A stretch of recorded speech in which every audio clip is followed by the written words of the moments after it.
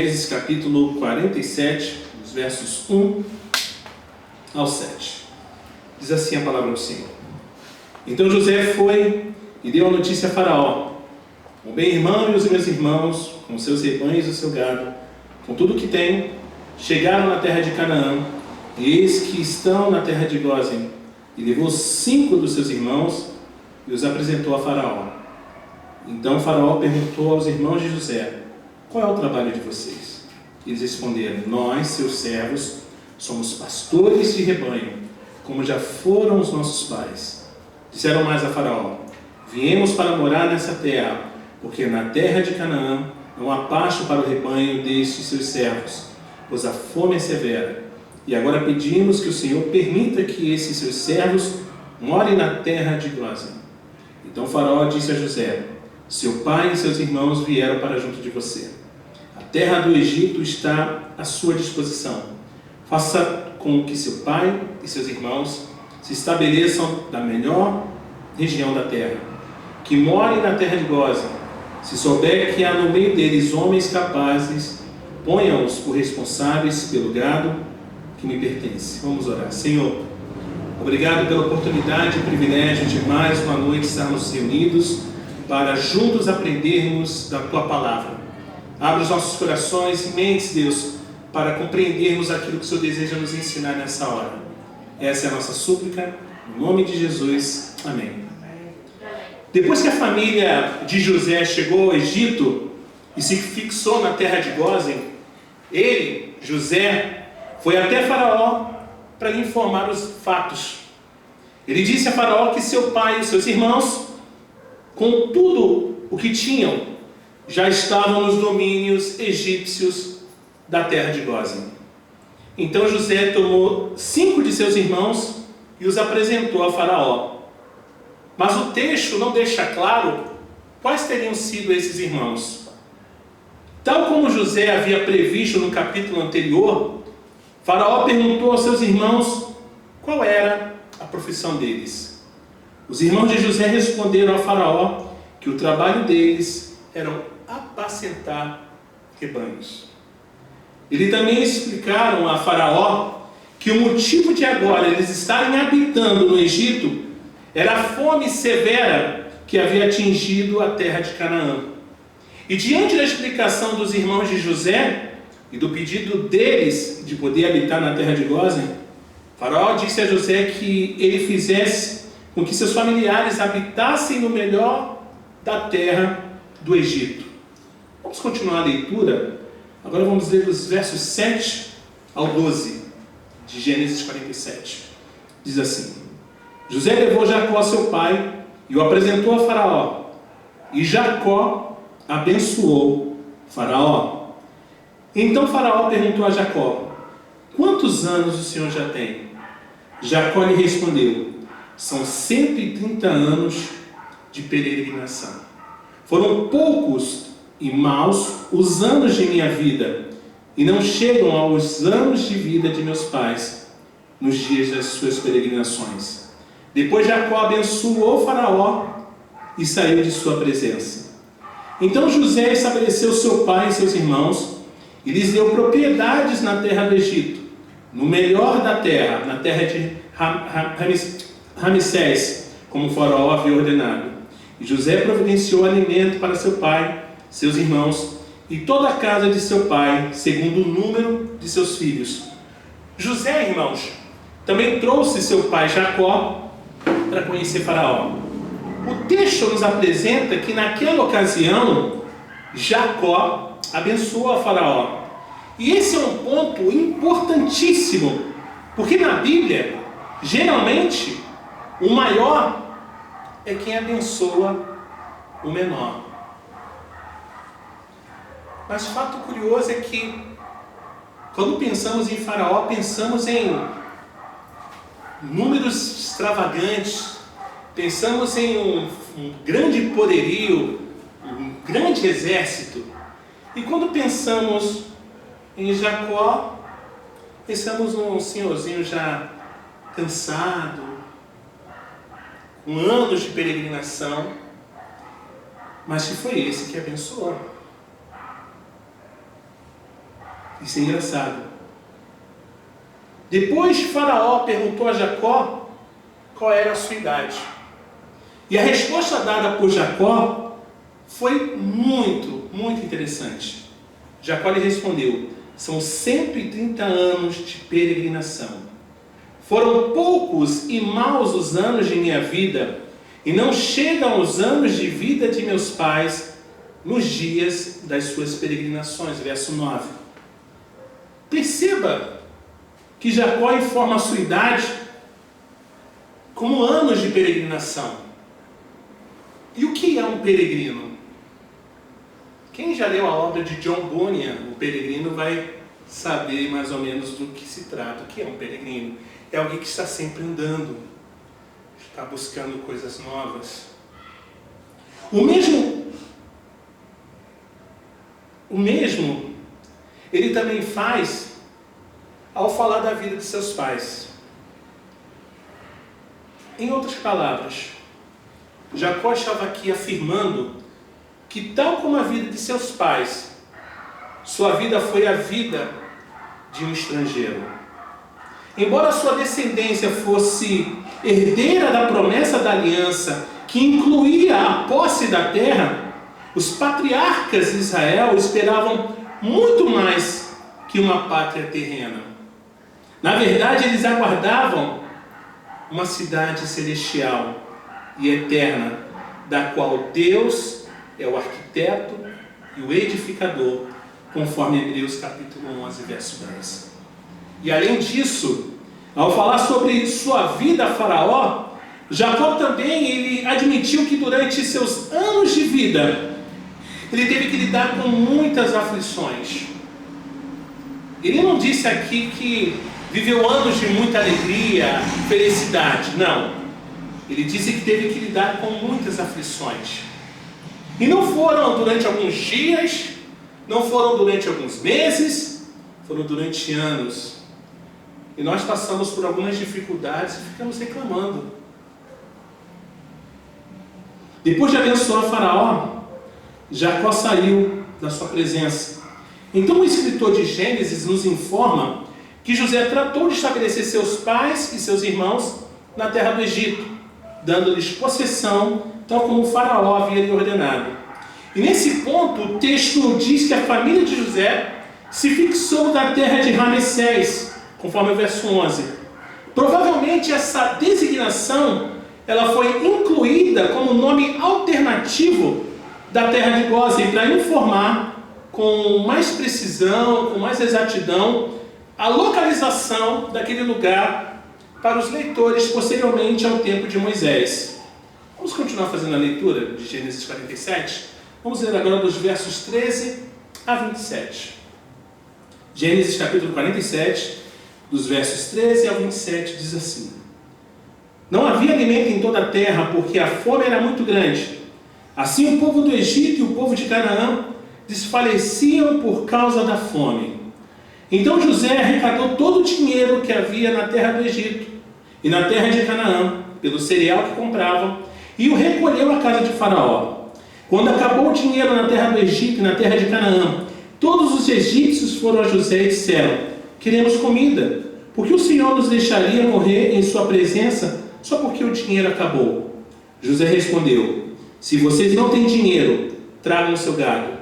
Em troca do gado, eu lhes darei comida. Então trouxeram o seu gado a José, e ele lhes deu mantimento em troca de cavalos, rebanhos, gado e jumentos. E José o sustentou aquele ano em troca de todos os gados deles.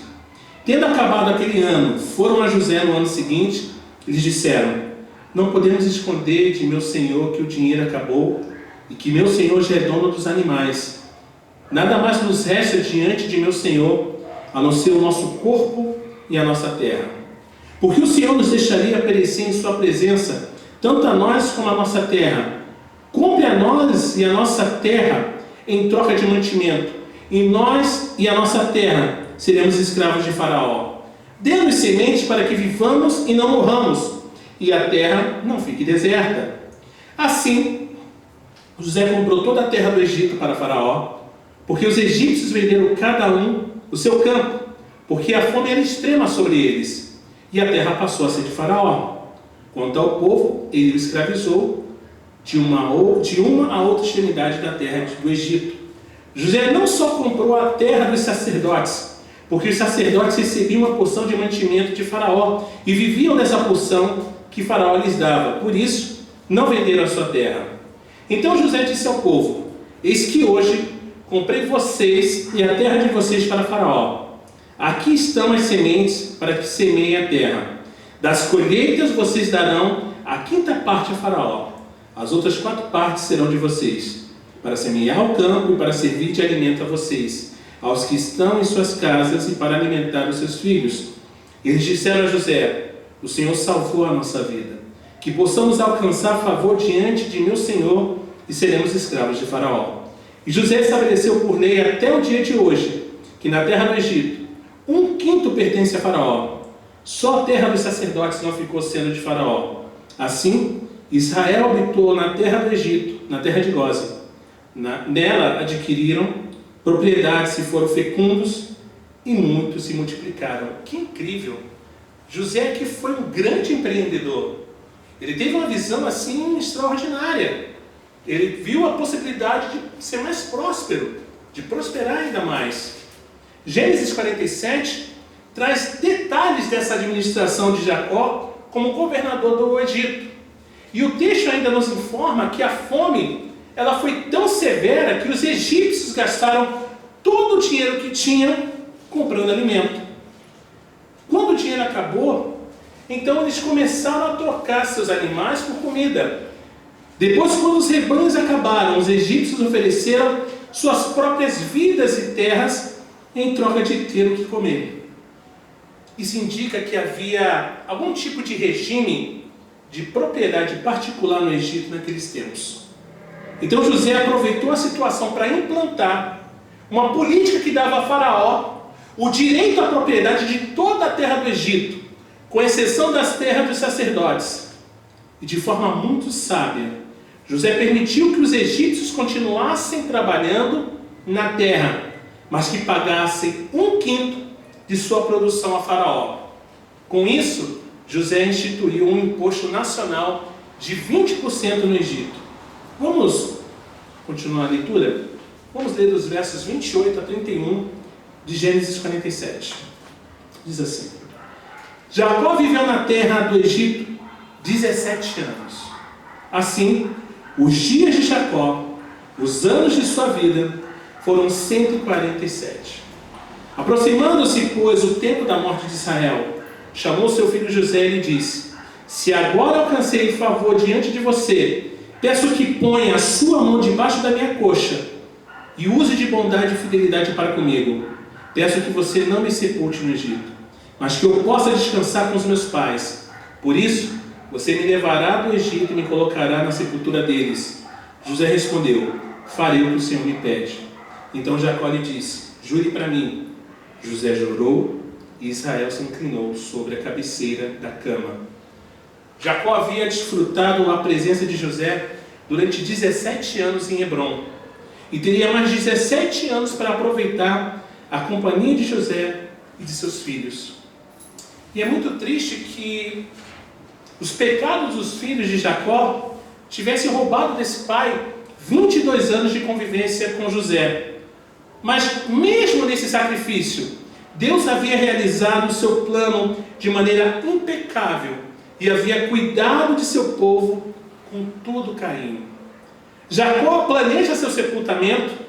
Uma vez que Jacó havia rejeitado Rubem, José estava cumprindo os deveres de primogênito, inclusive tratando do funeral do pai. Essa era uma obrigação do primogênito, do filho mais velho. Jacó sabia que seus dias estavam contados e queria ter certeza de que seria sepultado na terra prometida e não no Egito. Alguns podem até argumentar que Jacó estava cometendo um erro, uma vez que os egípcios eram tão proficientes na inumação de corpos, ou seja, no enterro de corpos, mas essa não era a questão.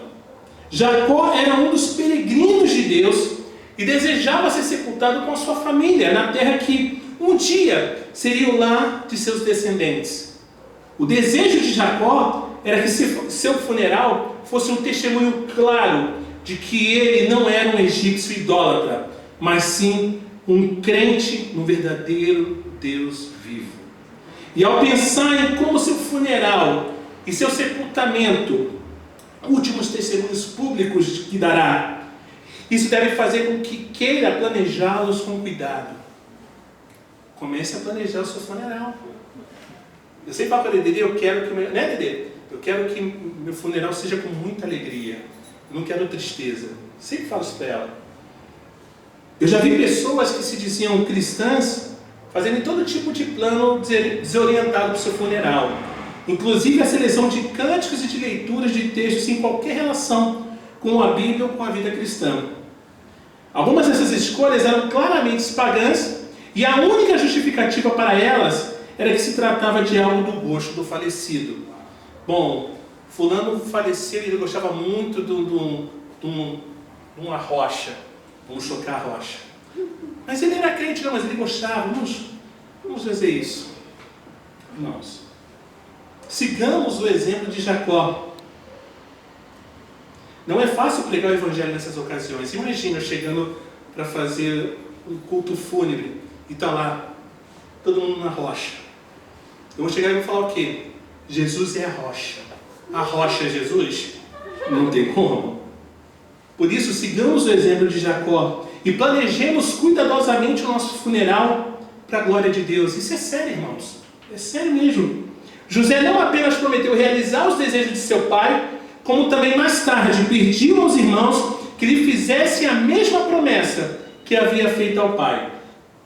E eu gostaria de compartilhar 5 aplicações desse capítulo para as nossas vidas.